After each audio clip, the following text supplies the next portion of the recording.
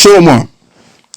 Shalom. First and foremost, I want to give all of the praises and the glory to the Most High and His Son, Yahweh, Ba'ashem Yahushai, Ba'ashem Rakah Gwadash. Double honors to the apostles of the great millstone that taught me this truth, and including the bishops as well.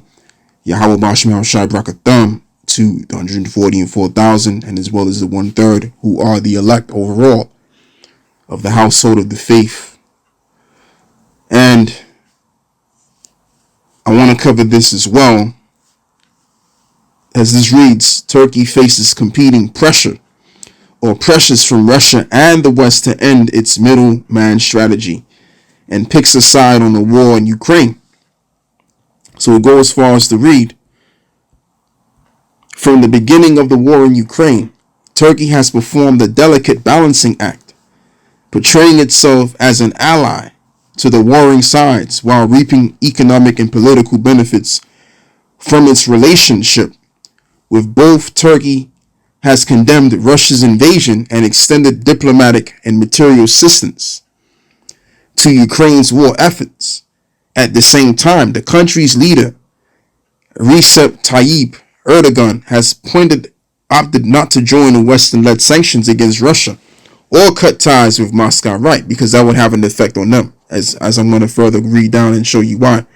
But Turkey's neutrality in the Ukraine conflict is seemingly meeting with growing impatience in Washington and Moscow, and it may be difficult to sustain amid a shifting geopolitical landscape.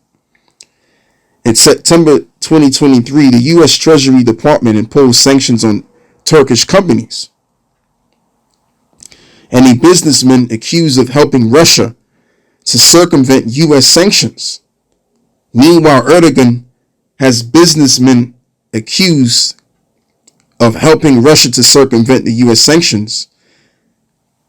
Hold on, excuse me, I read that wrong.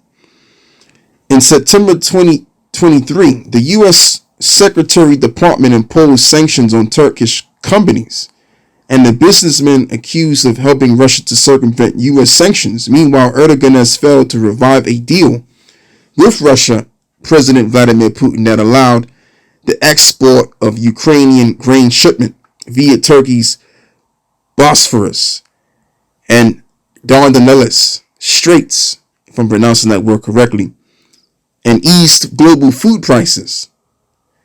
The development suggests that both Washington and Moscow are seeking to pressure Turkey into taking a decisive stand. Already there are signs of Erdogan bending. On the 25th of October 2023, Erdogan signed Sweden's NATO accession protocol and sent it to the parliament for ratification.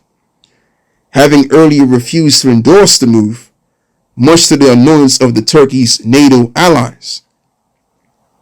The move may be interpreted as a sign that Turkey's balancing strategy is reaching its limits, but it may be also another tactical move in Erdogan's geopolitical chess game, which has expanded as he seeks to position Turkey as a diplomatic force amid escalating violence in the Middle East, or let's just say the East, the proper way to put it.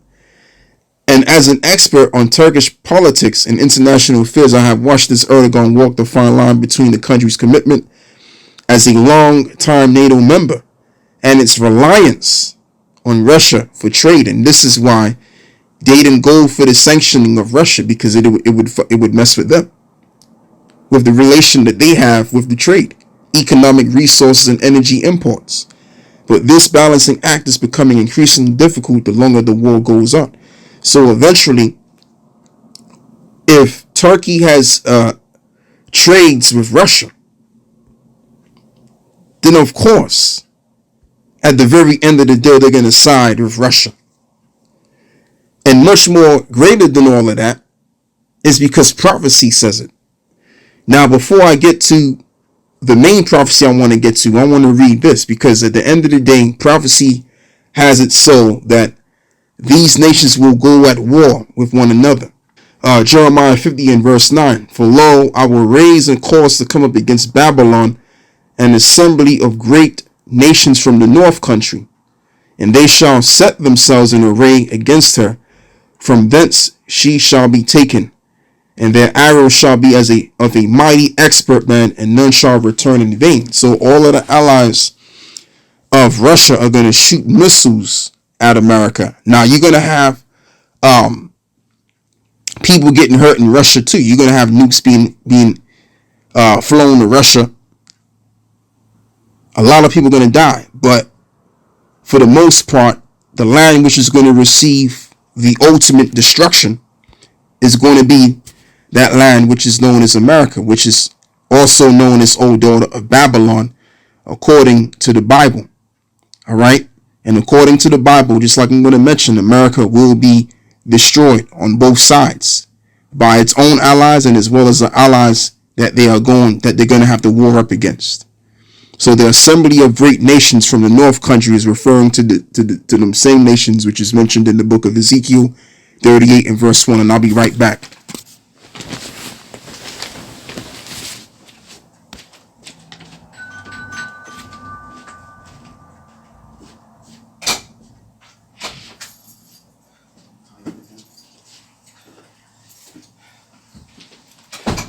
I'm doing a video, by the way.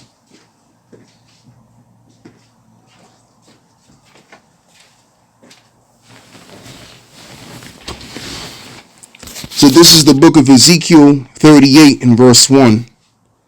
And the word of the Lord came unto me, saying, Son of man, set thy face against Gog in the land of Magog, and the chief prince of Meshech and Tabor, which are men which came out of the lineage of Japhet, and prophesy against him, and say, Thus saith the Lord power, behold, I am against thee, O Gog, and the chief prince of Meshech and Tabor.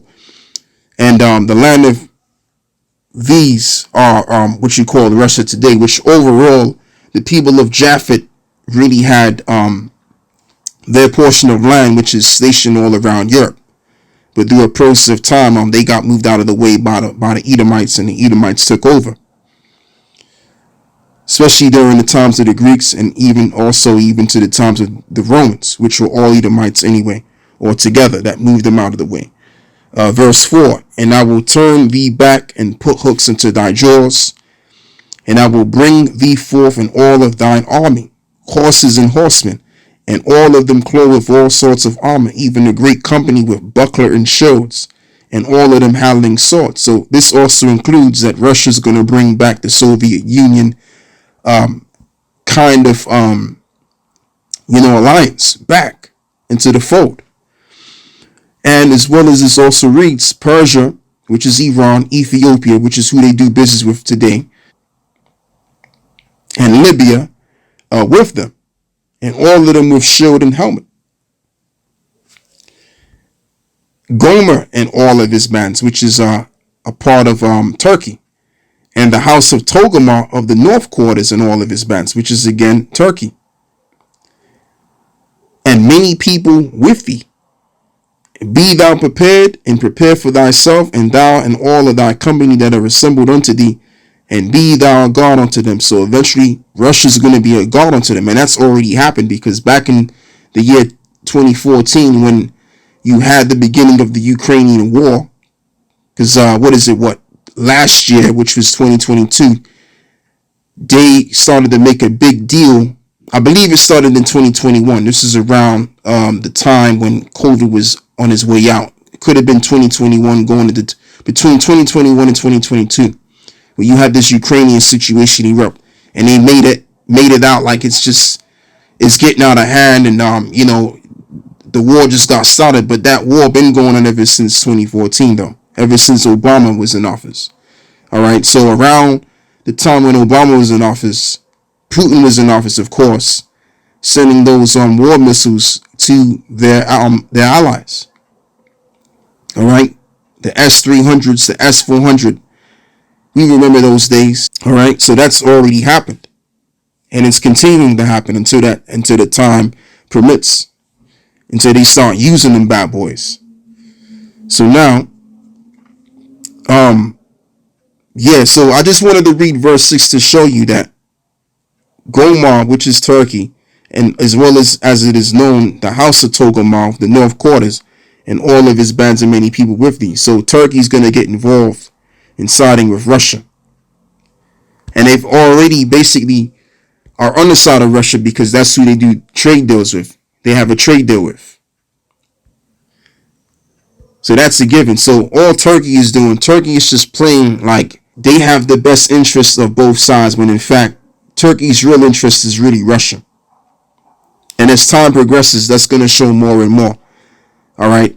So that's just the thing. Russia and Turkey are going to get closer and closer, and Turkey is going to have to renounce their alliance with the North Atlantic Treaty Organization. So that's all I have to say with this as well. I want to give all of the praises and the glory to the Most High and His Son, Yahweh Bashim Yahushua Bashim Rakah Kwadash. And with that, I'm closing. Shalom.